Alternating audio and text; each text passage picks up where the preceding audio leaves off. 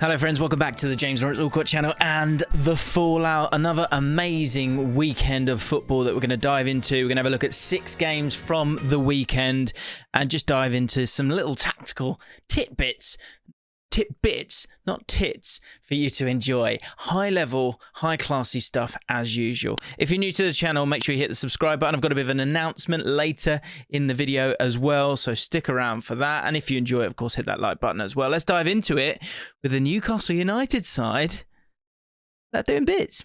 So Newcastle 5, Brentford 1. The XG does tell a story here, 1.53 to 1.19. This is a game where we saw the absolute best of Newcastle United as they embraced every lesson Eddie Howe has given them during his time there. I've got to say, there was like an era of old school Man United in how Newcastle played versus Brentford. The direct wing play demonstrated, accompanied by the quality of the balls into the box, was an absolute joy to behold and somewhat of a throwback in terms of style. However, it was from the midfield that Newcastle won this game. Yep, we're going to talk about him. Bruno Guimaraes produced a display worthy of that price tag, and with 2 goals.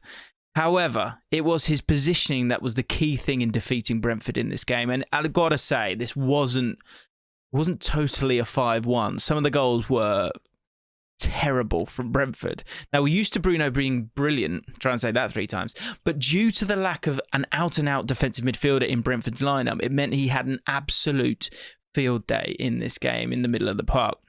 His stats demonstrate this completely. If you have a look at it, carries into the final third. He had 2, which was first in the game. Number of times he received a pass, 46 times. He is the fulcrum of this side. Touches, 62 touches, which I think tells a story. When you're receiving the ball as much as he is, he's actually getting it and giving it, because he's just gorgeous, isn't he? Second for that one. Key passes, 3 key passes in this game. Of course, first in that metric. He orchestrated. That's what he does.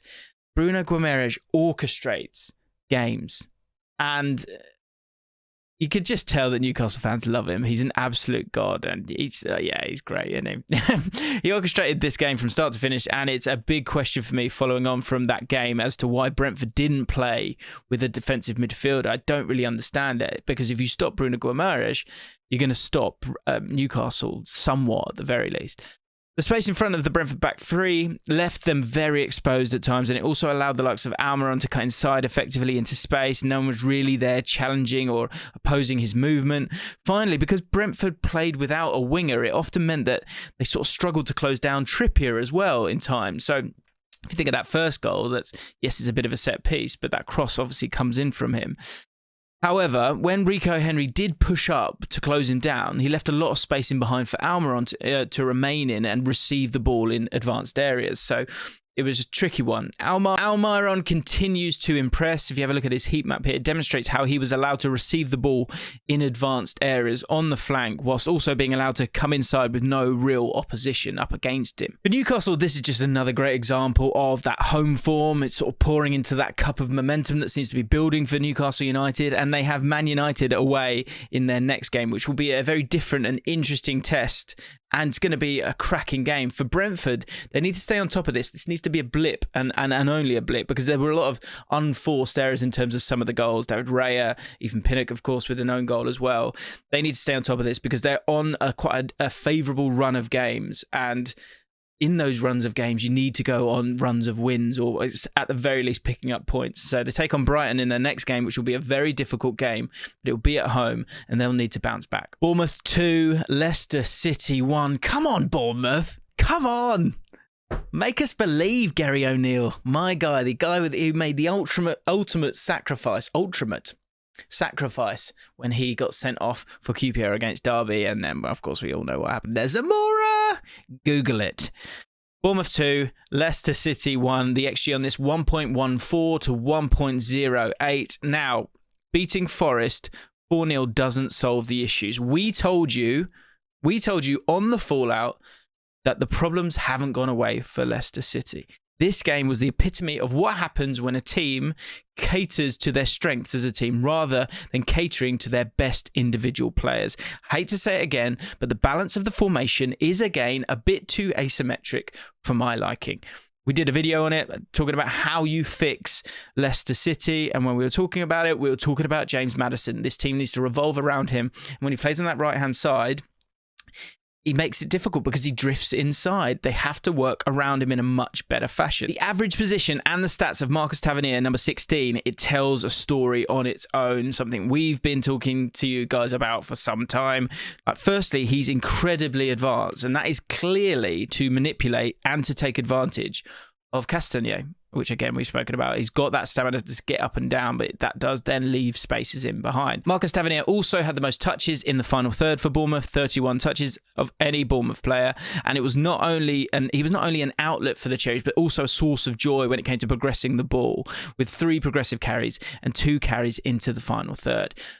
The directness of Bournemouth's play is very effective. Again, another thing that we did say that was going to have to be the route for Bournemouth this year, because they do have size, they do have physicality, and their players aren't as bad as people think. I think they have competent players. They just got no superstars, really. But Dominic Solanke 9 times and Philip Billing 8 times were often on the end of progressive passes and were very effective in allowing Bournemouth to move up the pitch via the use of direct balls. Credit has to go to Gary O'Neill. No one will talk about it. It will be that little side note at the end of it. So that's why we're putting Bournemouth second in the fallout this week. Gary O'Neill, you're doing a great job. And the thing that he's done brilliantly, he's just simplified things. We've seen it in the past, those caretaker managers, when they come in and they do a great job. The one thing I would say about this is, don't rush to make Gary O'Neill manager, and don't rush to obviously bring anyone else in, because anyone who comes in has to deal with the expectations that have risen because of the quality that he's provided. I think there's a sort of lack of kind of pressure and accountability that's actually suiting Bournemouth a little bit. They're very hard to play against at the moment. Gary O'Neill's kind of their mate as much as their manager. And I think you've got to sort of squeeze out every drop of this. So I would quietly go to Gary O'Neill and go, this is your job. You've done fantastic. But just keep that to yourself, and let's see how long we can keep this going. Let's see how long we can get the fans going. When are they going to give him the job? I think that would be a really smart move for Bournemouth, who need to utilise this momentum that they've got right now, because they're giving themselves a chance of staying up. On the other hand, you have Brendan Rodgers, who seems to be trying the same tactic over and over again and somehow expecting different results. This is the definition, as we know, of insanity, by the way. His reluctance to change things and his stubbornness when it comes to playing Maddison from that right-hand side, I think will cost him his job at some point, because they just continue to limp in the league. They're too easy to get in behind, and defensively they are weak and meek, and all those bits and pieces together add into all of it. The body language again was pretty poor as well in this game, and you've got real problems at Leicester City. Chelsea 3, Wolves 0, a 1.90 XG to a 1.11. Is there a positive there for Wolves? I think there is. We'll talk about that in just a second. But this was a game where we really began to see Graham Potter's grubby little fingerprints all over this team. The formation was incredibly fluid and allowed a lot of Chelsea's players to take up their preferred positions. Not only are we seeing a new Chelsea in terms of coach, but we're also seeing a whole new Chelsea in terms of team structure and approach. Chelsea played with 2 10s and a single pivot. Chelsea's formation resembled a 4-1-4-1 versus Wolves, but obviously there was sort of flexibility in some of the positions. You know you're going to get that when it comes to a Graham Potter side. The high position of Pulisic, if we have a look at the average positions here, I think it's really interesting. It's something that does stand out, because it allows Chelsea to always have an option as a progressive ball vertically, whilst also exploiting spaces in transition as well. That's been a big thing, hasn't it? How do you get the most out of Pulisic? So to see him integrated and seeing the best bits of him, I think was huge. It was absolutely massive, to be honest. I also like how Chelsea played a single pivot and 2 advanced 8s, which resembles more 10s, really, to be honest. I think you had Ruben Loftus-Cheek, number 12, and Mason Mount, number 19. They were sort of floating 10s as opposed to 8s, because they were a bit more dominant in possession. And Potter, in particular, sort of trusting them with the ball. Obviously, Jorginho sitting there and playing as that single pivot, which you would worry about in terms of mobility. But the way that Chelsea pressed meant that they were able to be absolutely fine. And with Loftus-Cheek and and Mason Mount, you sort of had two 10s there who have the ability to play a lot of sort of fast, short passes around the box. And that introduces a lot of dynamism to their play, but it also makes it so hard for the opposition to defend because you end up sort of freezing a little bit because you don't know if you should go forwards or backwards. With longer passes, at least you know where you're going a lot of the time. The flexibility given to Mount in particular allowed him to do a lot of the damage between the lines and in zone 14, which is where I think he's actually at his best. Mount registered 2 assists and he played as an enganche. FM fans will know what this means. Basically, this means that all the creativity flowed through him during this game. Mount had 5 key passes in this game and he made 8 shot-creating actions. So we could really see Mason Mount, who people sort of feel funny about sometimes. You could see him exploding in terms of output over the next few weeks as Chelsea have a nice run of games, and I think will start to go on a run. That single pivot is also just a real breath of fresh air because it's not something we've seen at Chelsea for a really, really long time. The single pivot is just a lot more positive in terms of a setup, and it allows Chelsea to have more influence higher up the pitch as well as enabling a more aggressive press. In this game, Chelsea made 198 pressures. Their average this season has been 134 per 90. So I think really, really positive signs for Chelsea against a Wolves side who, again, using that same word, were positive. You know, despite losing the match 3-0, there was still plenty of positives to take from this match for Wolves. I thought they played a lot braver in this match. They had a far more positive attitude in possession and they were quite unlucky not to score. The main difference between Wolves now and Wolves under Bruno Lage is that they looked a lot more confident or willing to throw bodies forward. It's going to be nice to see them play against a sort of a lesser side. You stepped into Stamford Bridge against a Chelsea side that looked really, really strong and rejuvenated at this moment in time. Next week, Wolves take on Nottingham Forest. And in my opinion, I think it could be the moment where Wolves start to sort of break through in terms of goal scoring, and you could see them scoring 2 or 3 against them if they play the same way they did against Chelsea. Come on in, let's talk about Arsenal, those sweet Gunners against Liverpool. 3-2 victory, the XG 2.99 for Arsenal, which shows the sort of cavalier approach, I guess, of Liverpool in terms of their formation setup and how that left gaps, certainly in transition for Arsenal, to 1.13 for Liverpool, which again feels quite low for them in terms of a team that normally creates so much. Quickly, a couple of announcements, I guess. First of all, I did a match reaction to this game, chatting about Trent, chatting about a lot of different things. So go check that one out if you haven't watched that one as of yet. The second thing to announce is that me and Loz McKenna, we're going on a bit of a road trip and we're off to Glasgow to watch the Celtic game and to watch Rangers Liverpool this week. We'll be doing match reactions from the game as well and just soaking in Ibrox and obviously go and watch Celtic as well. It's going to be super, super special. So make sure you subscribe so you don't miss out on those match reactions. Thanks to BT Sport, of course, as well. Must give them a shout out. But let's talk about this game because the energetic and front-footed approach by Arsenal in this win is everything Liverpool once had, but they don't have at this moment in time. So it's an interesting time to go and watch them play in that sort of cacophony of Ibrox this week. What this match showed to me, away from the tactical sides of the game, is that this Arsenal side is only at the beginning of their journey, whilst Liverpool's feels like it's winding down, or certainly this phase of it. You know, the wolf climbing the hill is always hungrier than the wolf on top of the hill. Arsenal squad has an average age of 23.7, which is the youngest in the whole league, and they look like a side which is ready to go on a winning journey and have a clear hunger for success. Liverpool are in a completely different stage of their cycle with an average age of 27. Their squad, I mean, it's not ancient, but they've been there for quite some time, and the squad has been there and won pretty much all of that there is to win. And that, as I say, using that stunning wolf analogy, means that they might just not have the same hunger, which is one thing that you could never put against them. And actually, one thing I would say is that they did hang in there in a formation that did leave them exposed at times. Now, I'm not disputing that this is a side that doesn't want to win. However, they seem stale, don't they? Pep Guardiola has stated very recently how important it is to freshen up your squad, regardless of it, if they're winning or not, if it's successful or not, because success becomes unsustainable if you turn stale. And so he's made those changes. Sterling, Zinchenko and Jesus were allowed to leave for this reason. But of course, you've got to bring in those players as well that are going to make that difference. Haaland is obviously a great one. And Guardiola himself said thank you to Haaland for choosing them. But it feels flat for Klopp. And this game just surmised it. So tactically, Granit Xhaka was amazing against Liverpool, and he picked up some brilliant positions and subsequently caused chaos.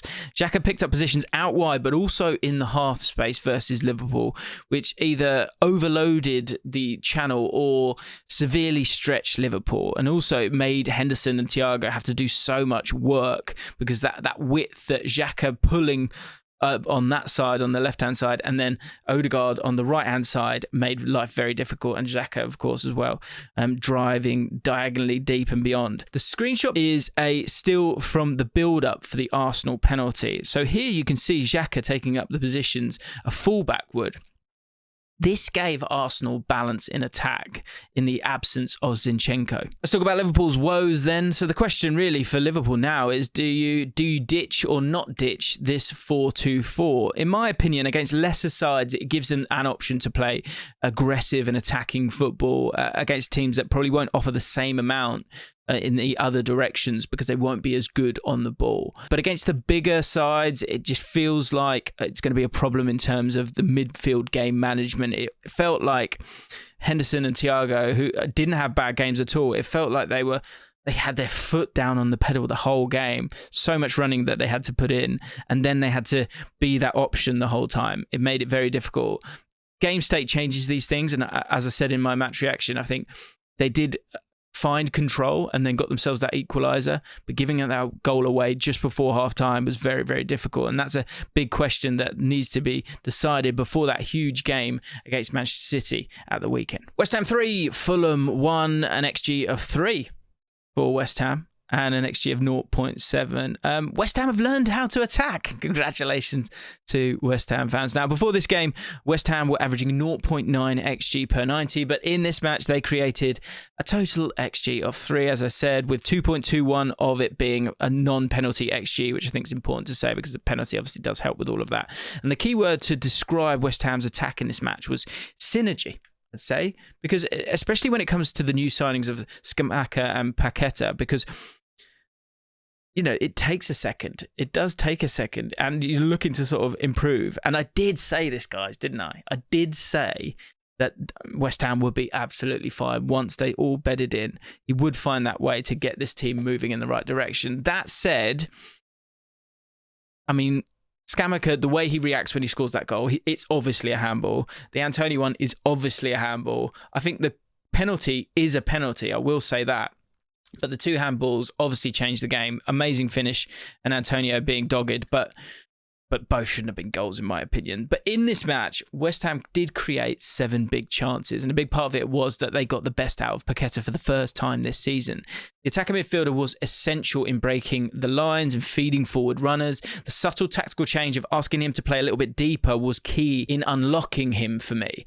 So far this season, he's only averaged around 44 touches per game. And a player of his quality, you know, you talk about, say, Bruno Guimaraes, you want to see him getting on the ball as much as possible. However, in this match, he totaled 70 touches and was allowed to influence the ball moving from midfield into attack. Things are starting to come together, I think, for West Ham now. And with Southampton next, they could take another step in the right direction when it comes to climbing the league. For me, it feels like West Ham have now turned the corner. But what do you guys think? Let me know in the comments below, West Ham fans. West Ham fans, if you were moaning a couple of weeks ago, now is the time to redeem yourself and get Carmen back on your side by apologising in the comments. For Fulham, they need Mitrovic back ASAP. West Ham deserved to win, but the lack of Mitrovic up front for Fulham really helped West Ham get over the line. Fulham had their moments, but without Mitrovic up front, they really don't look like the same side at all. And I guess the concern would be, is he going to lose momentum coming back into the side now as well, which is a shame. The worry for Fulham fans is that it's very unclear as to what extent this Mitrovic injury is. The next 2 games, super important in terms of, you know, the overall goal of staying in the Premier League comfortably. You've got Bournemouth at home and then Villa at home. These are 2 crucial matches, and you'd have them as favourites if Mitrovic is in the side, but without them, it becomes a concern, and it could make them struggle massively because goals, of course, get points and win games. Everton 1, Man United 2. I predicted it would be the other way around. I was a bit disappointed with Everton. The XG for Everton 0.64. Not really creating enough at this moment in time. 1.45 for Man United in what was quite a scrappy game at times. A new look Man United is starting, though, to come together. This was the first time, in my opinion, that we saw Erik ten Hag's real plans for this Man United side. And we got a glimpse of what he wants them to line up as, at the very least. Man United, there was a real midfield dominance. I did not think that I would be saying that today. I really thought that Everton would make it very, very difficult. I was even saying on ESPN, do you want to put Casemiro into this game? I mean, you should have put him in the last one, but Casemiro did really well. And despite Everton's midfield being one of the bright sparks of their season so far, Man United's mix of physicality and technical ability from the new arrivals of Eriksen and Casemiro, it meant that Everton's midfield looked bang average in this match. Idrissa Gueye in particular I thought was terrible in terms of being on the ball and being that single pivot and being able to kind of recycle possession. He was dispossessed far too many times, as many Everton players were. And despite an initial mistake early doors, I thought Casemiro was excellent for Man United and delivered a complete performance. Could have got himself a goal as well. With him in the team, it allows Man United to play with a true single pivot and without being too exposed in transition. And they will always be somewhat exposed due to the nature of the setup. However, they looked a lot more natural in their setup versus Everton. Casemiro had 87 touches in this game and even made 2 key passes, including an assist for Ronaldo's goal. And thanks to Casemiro being an option for progression out from the back, it allows Eriksen then to play 5 to 10 yards further forward and to be that orchestrator in the final third. This meant that United were able to strangle Everton at times and pin them back into their own 18-yard box on quite a few occasions. The one consideration I'd have moving forward would be, do they get tired after 75 minutes? After the 75th minute or so, Everton started to turn the screw. Was it down to desperation in trying to get into the game? We will see over the coming weeks, and that's something for us to keep an eye on. But Man United sort of lost that vice-like grip of the game, and this could be something that everyone should keep an eye on, because you don't want them fading. But the problem is they do have a lot of games, and I don't think Erik ten Hag trusts his bench enough to make too many changes. Ronaldo came on, of course, in the 29th minute because of an injury to Martial, but other than that, Erik ten Hag didn't make a change until the 83rd minute. On to Everton here. This is a game that they probably shouldn't be winning, but I think it's one that Lampard would have been really salivating over in terms of an opportunity to have a great night at Goodison Park. One of the few positives that continues to shine has to be Iwobi and James Garner, who looked excellent when he came on. Obviously, you got Dominic Calvert-Lewin, who also came on in this match, which is going to be a massive boost for Everton, who will be able to utilise his aerial presence moving forward alongside Onana, who again was a threat in the air for them in an attacking sense. Not something to worry about, bit of a shame more than anything when it comes to Everton, I think. So there you have it, guys. If you're still watching up to this point, hopefully you've enjoyed it. So do me a favour, if you haven't subscribed to the channel as of yet, now's the time. Move that finger, hit that button, and hit the notification bell as well. Thanks for watching.